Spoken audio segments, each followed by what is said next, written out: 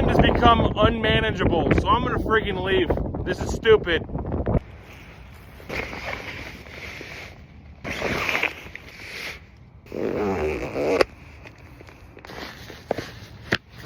All right, let's go fishing.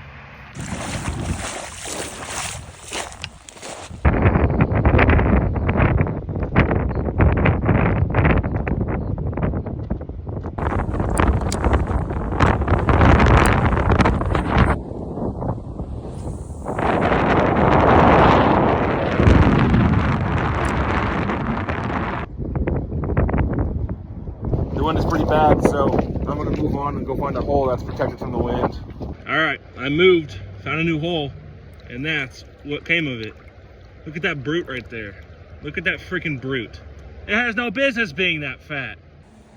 Look at the thing, that thing is so fat. Oh my gosh. Have you ever seen a trout this fat? See ya.